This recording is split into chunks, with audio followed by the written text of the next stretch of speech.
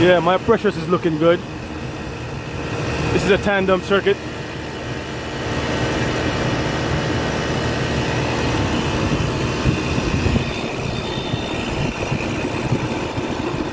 D2DNY, real world HVAC simplified. And this here is part 2. Because the video got cut off or interrupted while I was recording, so I'm doing a part 2 as a continuation of this Trane Rooftop service call and diagnostic. So yeah, so I think the problem here, guys, is with that sensor that's reading over 120 degrees discharge, and that might be the reason why the control logic's thinking that the system is low refrigerant, because while it's cooling, the discharge temperature is high. The system is not low refrigerant at all, contrary to what the alarm diagnostic says. All right, you can see clearly here, I got one compressor going of 2 in tandem. This one is not on us yet, only this one. And yeah, the pressures is looking good. We're not low on refrigerant at all. There is circuit 2 over there. That has 2 compressors in tandem also. That's compressor 3 and 4. And this is circuit 1 right here, compressor 1 and 2. So yeah, I gotta go and find or locate that sensor, because I think that's my problem. All right, so stay tuned, and I'm gonna leave a link in the description for the first video of this troubleshooting, so you guys can see it. I'm gonna leave it, check in the description below, right? You're gonna find it there, because this is part 2. Once again, the video got interrupted, and I'm not gonna edit and join the video. I'm just gonna do 2 separate uploads. And also, I did mention in that video that it was a R22 system, but this system is not R22, it's R410A, so there's a correction. All right, stay tuned. Okay, so here is the circuit number 1, entering evap 701 degrees. That's basically the space return temperature, or the space return temperature plus the outside air, our mixed air, entering evap temperature. But here is the leaving 127, right? So I think that's the reason why the system pretty much decided that because the compressor is running and we're entering at 70 and we're leaving at 129 or 127, the circuit is low on refrigerant, which makes sense. In a normal world, that would be true, because if a system has no refrigerant, it's a high superheat, it ain't doing effective cooling, we should be at least lower. The leaving should be lower than the entering. I think that's the reason why it throws that diagnostics. All right, but yeah, it's pretty cool. I'm gonna go ahead and find me that sensor. All right, and stay tuned for that. It's gonna be somewhere over there. All right, remember, if you're not subscribed, do so right now. I do upload videos like these on a weekly basis, and smash that bell icon. All right, smash the bell icon, because you don't want to miss out, man. You want to get these right away. You're a subscriber. That's what I do. Real world, real Tom, real HVAC, and I simplified it, right? Simplified. I explain what I'm doing, and you know, you won't find this anywhere else. All right, this is real world. This is commercial HVAC, by the way. No cooling service call. Big Trane rooftop unit.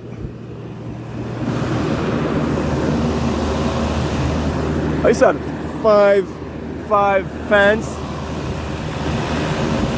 Yes. Oh wow, it's like 6 fans. Okay, here you go, guys. So let's go find that sensor, shall we?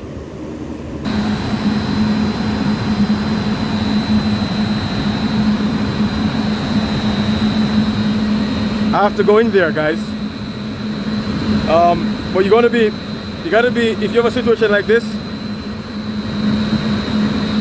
you gotta be extremely careful, or you best shut the power off.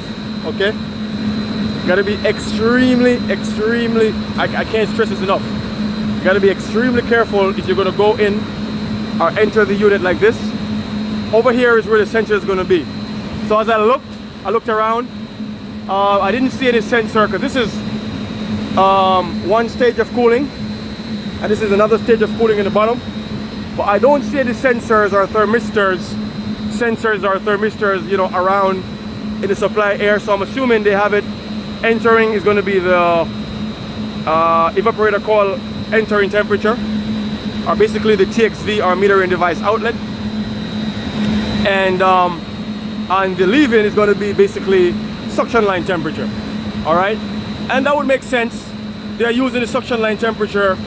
Basically what you're saying is that if the suction line temperature is too warm, then there's a problem with the refrigerant. That makes sense. So I'm gonna go over there and see where those sensors are located, and yeah, so stay tuned for that. Okay, before I climbed in, guys, I came back to the control because the control display, because the first compressor turned off and the second compressor turned on. So the compressor 1 of circuit 1 turned off, and compressor 3 of circuit 2 turned on. And as you can see, 58 degrees on the evap leaving and 72 on the entering. But what I think here, guys, these numbers aren't actual air temperatures. They are the refrigeration or refrigerant pipe temperatures, entering evap and leaving evap. Because when I looked inside there, I didn't see any sensors in the airstream at the leave-in for our circuit 1 or circuit 2. So these are actually, I think these are thermistors on the pipes. We're going to find out together. I'm going to go over there and see. And even so, this one is wrong. So not only is the first circuit incorrect, I go to previous 701 and 130. I mean, this is worse than the second one. However, the second one is still incorrect, because the entering evap temperature, if you have 58 on your suction line or leaving evaporator, you won't have 70 on the entering. So I'm gonna have to go over there and I'm gonna verify. What I'm gonna do, I'm gonna unplug the sensors completely in its entirety, and then come back over here and see what I see. Okay, so once again, I'm saying stay tuned. If you're gonna do this, remember to be extremely careful. You know, I don't want anyone getting hurt because they watch my videos and they try to do what I do. If you're not confident that you can do it, I would say turn the unit off, shut the power down before you open that panel and go in there with the fan, with the blower and everything, because that's extremely dangerous. Do not do it unless you think that you could do it, unless you believe that you're able to do it and do it safely without hurting yourself. All right, so again, first priority, be safe, work safe, shut the power down. You're going to go to the fan section. You got the fan belt, the blower wheel, it's all moving parts, it's all turning. Do not go in there until you shut the power off. Right, I'm going to go in there though with the power run, with the fan on and running, because you know, I know exactly what I'm doing. I know that I'm aware of all the dangers, and I'm good to go. But if you are doing it, you can simply turn the unit off and just go and check your sensors or your thermistors while the fan is off. Just press stop. I'll show you right now. So simply don't, if you're troubleshooting and you don't want to have the unit rebooting, just simply press it shows there's a difference of 0, because this is supposed to be lower. Aha, there you go. Makes sense. It's a good thing I came back up here, guys. So right now it shows an evap difference of 0 degrees, right? And if you go back to the previous one, now take note, I'm coming in at 72 and I'm leaving at 58, right? Difference is 0, because the way it's backwards.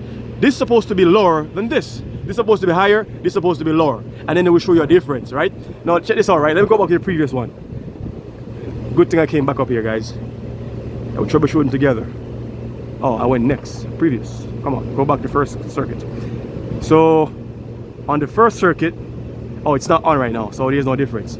But I remember seeing a 50 degrees difference on this circuit when it was on, right? 50 degrees, because this number was lower than this number, but now it's like way out of range, you know what I'm saying, because the compressor is off. But still, even when the compressor was running, it's still far off. But I think I'm on the right track here, guys. I'm on the right track. Comment, tell me what you think in the comment section, right? If you have done this before, you're a pro, tell me what you think. But I think that these sensors are screwed. That's my issue here. My refrigerant pressures are good. I've already checked that. So yes, I'm gonna go back over there. But yeah, you hit the stop button right here and the machine will stop. And and you will still have this screen right here. You can still look at your temperatures and stuff, but the fan won't be turning. Do I want to turn this, stop the fan? Nah, I don't want to stop the fan because I want to see this real time. But like I said, if you're doing it, make sure you turn the fan off. Oh, so the compressor just cycled off. So I'm going to just go ahead and hit the stop button, because with the compressors, you know, cycled off, you know, there's no point. You know what I'm saying? So I'm just going to go in there like this. So that's what you do. So stay tuned. Now be advised that even though you press stop, or you press stop on the keypad, the machine is still powered, right? And if the machine is still powered, then you know, this thing can still start up. So you got to be advised. Don't take it lightly. You know, make sure you're extremely careful when you're in here. All right. So as you can see, there's no sensor anywhere in the vicinity. If you see one, you let me know. There's no sensor anywhere in the vicinity. This is a blower wheel. There's no sensor anywhere in the supply side. No evaporator leaving, so it's not air temperatures. But what I do see, I was saying, there's two thermistors down there, right there. Okay. There's one for circuit 1 and one for circuit 2. Okay, so that's this basically the evaporator entering. All right, and then you go down there. There's 2 over there. 2, one on the suction for circuit 1. And one in suction for circuit 2, evaporator leaving. Evap leaving, circuit 2, evap leaving, circuit 1, and entering is over here. This is from your TXV, your meter in our TXV outlet. This is your TXV right here. And yeah, so that's pretty much where it's at. Perhaps I could have opened this panel right here, this side, as opposed to passing over the blower, but listen, it doesn't matter. This is real world, real time.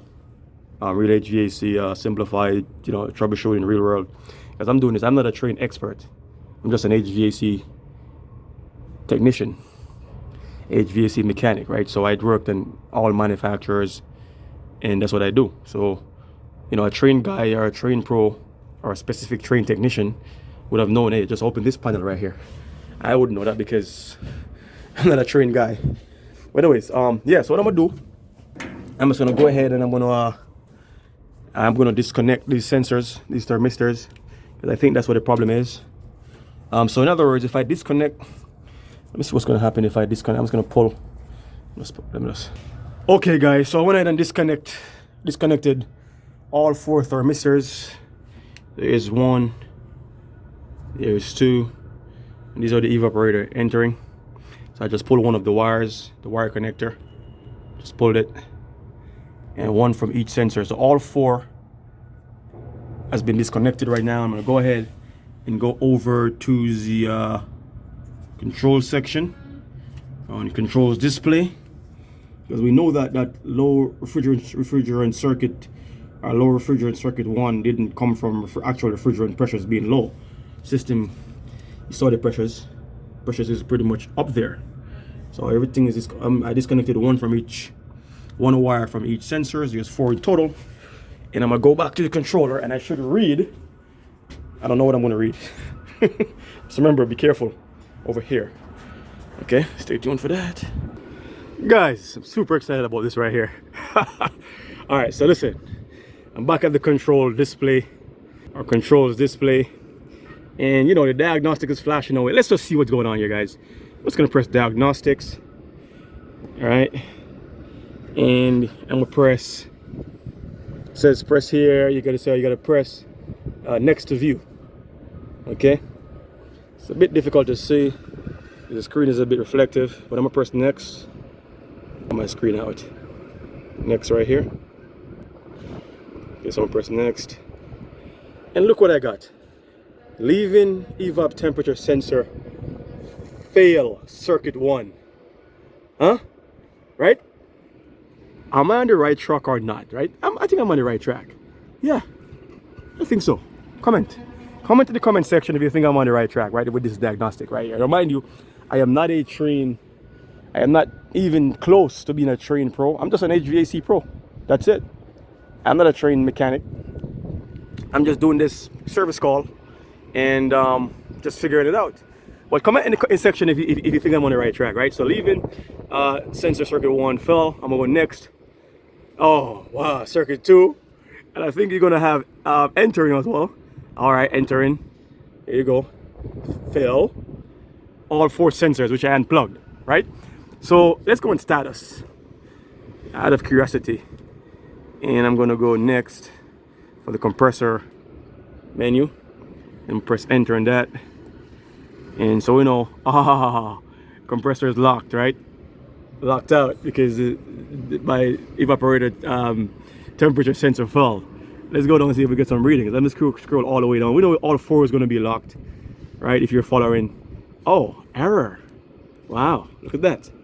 All right, so now we know that those are the sensors, right?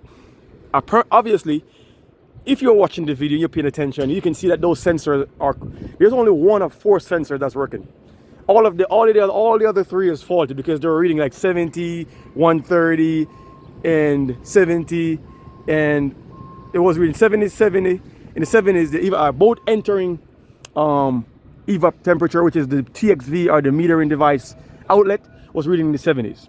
That's a big no-no. That should be at least in the 40s. Should be in the 40s, right? 40s, lower 40s, right? And circuit 1, which did show the diagnostic. If you watch the previous video, there's 2 videos, right? There's going to be a first video to this part 1, and this is going to be part 2. So I will leave the link in the description. So if you look at that video, the diagnostic, based on the diagnostics, I think the diagnostic came up because of that sensor, because the leaving evap from circuit 1, leaving evap temperature, basically this thermistor, the suction line, was reading 130. So he threw the fault. It's thinking that that's like super high superheat. So he's thinking that, hey, we are low on refrigerant. Right? In fact, the refrigerant is fine because I checked it.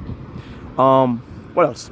So yeah, but then all the sensors are pretty much faulty except for 1, because only 1 is showing 58 degrees on the suction line, which is circuit number 2, which is pretty reasonable. I didn't compare using my actual thermometer, but oh, it's a beautiful view, man. I didn't realize that. Wow.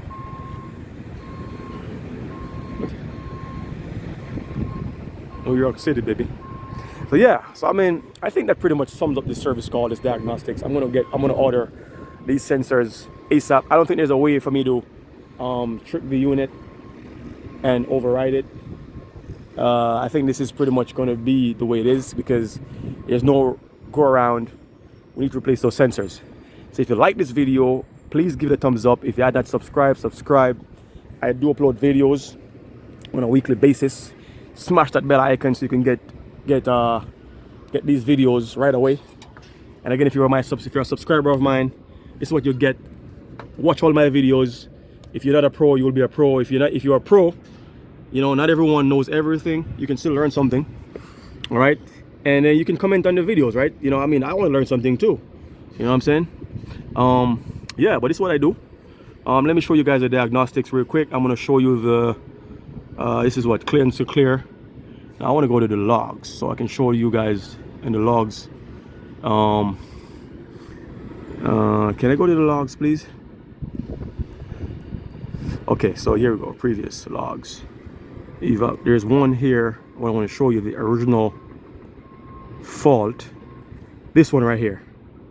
Okay, so this one here, I believe, and I think I'm correct with that.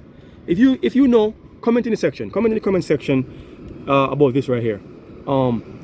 If you're a Trane expert or Trane pro, low refrigerant charge circuit 1, the charge is good. As you can see from the video earlier in the video, the charge is good. Is this because my entering evaporator was 71 and my leaving evaporator was 130? Is this why I get this alarm and why that circuit didn't run? Right? So leave a comment in the comment section if you know about that. And yeah, that's gonna be it for this video, guys.